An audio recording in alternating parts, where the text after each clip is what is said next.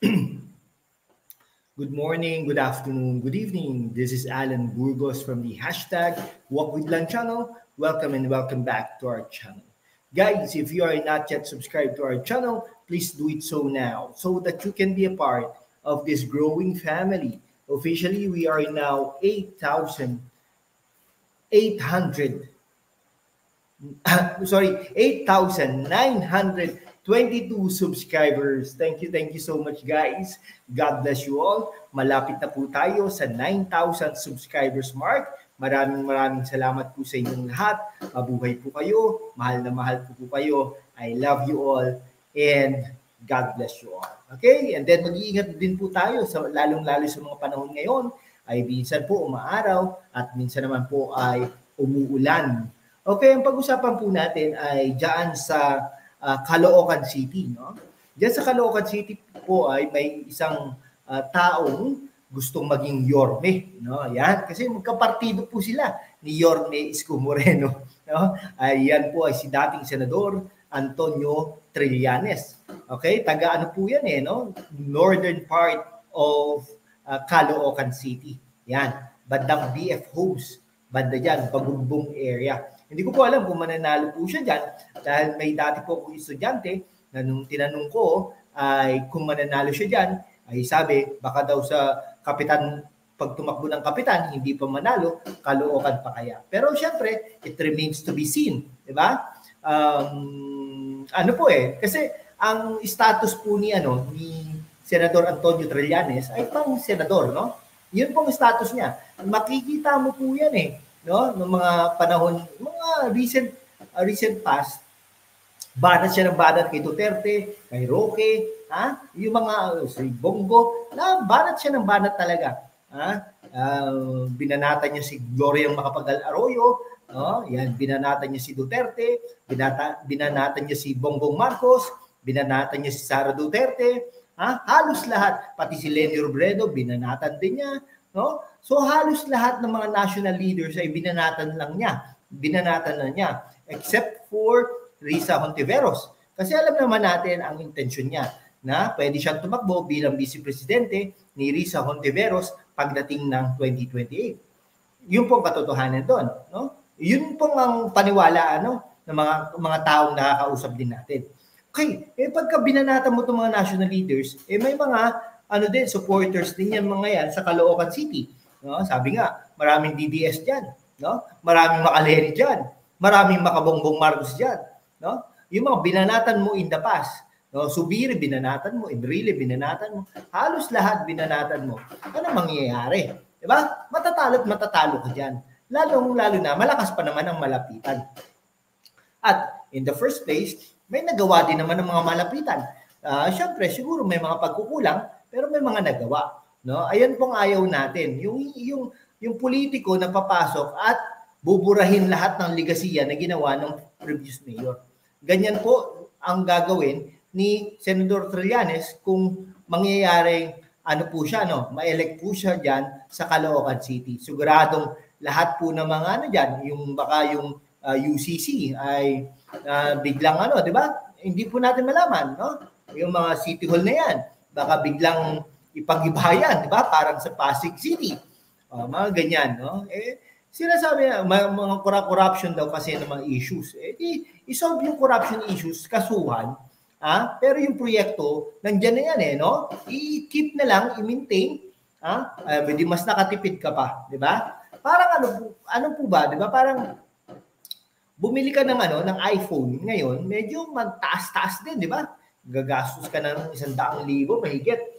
No, pero kung yan ang telepono mo naman for the next 10 years, di okay na rin, di ba? Kasi 100,000 divided by 10 years, di ba? Divided by 10. For example, di ba?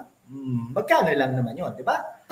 Yun yung di ba? Pero Mercedes, di ba?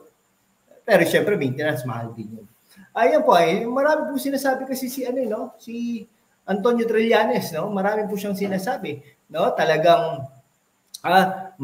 change is coming, parang gano'n, no? Kailangan ba talaga na siya ang leader na magpapa-change, no? Kasi baka nakita po natin wala po yung mga inaasahan natin susuporta sa kanya. Hindi ko po alam kung nandun po ba si Malonzo? Nandun po ba si Echeverry? Echeverry? Nandun po ba si Erice? Hindi ko alam, hindi po natin nabalitaan eh. Nandun po ba si Isko Moreno? Oh, di ba? Mga ganun. Nandun po ba si Vico Soto? Nandun po ba si Rizzo Ontiveros? Ayun po ang sinasabi natin. Baka kasi ang inaakala ni Senador Antonio Trillanes ay mananalo na siya dahil change is coming. Parang Duterte lang yun no? Yan, Duterte. Hindi po na. Okay, at hindi. Kasi nagtatanong-tanong din po tayo sa mga taga-Caloocan. Talagang hindi naman daw po no? Parang talagang miracle kung sa miracle ang mangyayari kung mananalo si Antonio Trillanes. Antonio Trillanes is not a Vico Soto, no? Kung artista ang mga magulang ni Antonio Trillanes, maniniwala tayong mananalo siya, no? Kung ang postura, no? Pero alam nyo, professor po yun ng Ateneo, no? Yan, baka di ba? Postura po ni Antonio Trillanes ay parang Vico Soto, baka pwedeng manalo, o Isko Moreno, baka pwedeng manalo, charismatic no? Pero hindi po kasi charismatic si dating Senador Antonio Trillanes. Yun po ang kaibahan nila. Ano po mga plataforma? Wala pa po siya na ibibigay. Sabi niya, in the next couple of months. Nag-ikot na daw siya. Ano ibig sabihin nun? Hindi pa siya nakapaghanda. No? Siguro buwan na rin nung umiikot-ikot siya. Hindi ba niya nilista yon? O kung anong gagawin natin?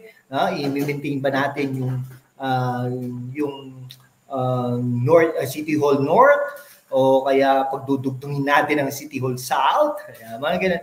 Ibig sabihin pagdugtungin, mga daan-daan ba? Di ba? Et no? Pagagandahin ba natin ang mga kalsada? Mawawala ba yung bagong baryo diyan sa monumento? Something like that. O yung mga prostitution dyan, yung mga library, no? Wala pang library yata ang Caloocan City, no?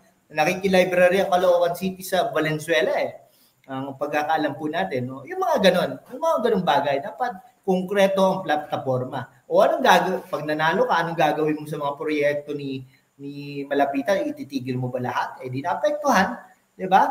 Dapat yun, ituloy mo. Pero syempre, pag natuloy na, minimal budget na yan. Minimal budget. Something like that, no? O yung mga kalsada ba? Anong gagawin mo sa mga gano'n? Baka kasi, pag may mayor ka, Senator Antonio Trillanes, atake ka pa rin ng atake sa mga national leaders, wala na. Di ba? Nahati ka na.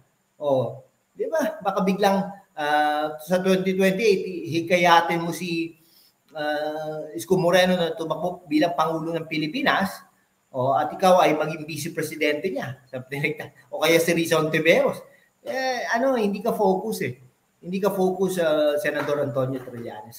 Pasensya na, pero malapitan tayo diyan sa Caloocan City dahil yan po ang tama, no? Yan po ang tama. Pasensya na po. Nung una, parang baka pwede naman si Trillanes, no? Kaya lang, natin na masyado kang, sa national politics.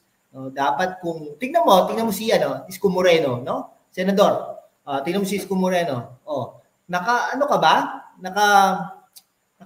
nang nagkomento siya? Nagkaso siya sa mga national leaders? Diba? Hindi nga nagko-komento. Concentrated lang siya sa Maynila. Ganun dapat. Ang Pasig din. Diba? Tingnan mo si Vico Soto, no? Hindi tayo pabor kay Vico Soto, pero hindi naman masyadong nagko-komento, no, sa national politics. Kasi concentration nila ay local politics. Hindi po ganyan. Kaya dapat yung mga nakikinig sa atin. Kayo, yung mga vloggers na talaga sumusuporta kay Trillanes, hindi man lang masabi na gano'n, no? Dapat kaya kami nagsabag isang vlogger. Magsenador ka na lang, no? Parang it is short in saying na senador kasi hindi ka bagay na maging mayor. Sige po, hanggang dito na lang po maging Ang ganito lang po mga kaibigan ko ha. Maraming salamat po sa inyong lahat. Mabuhay po kayo.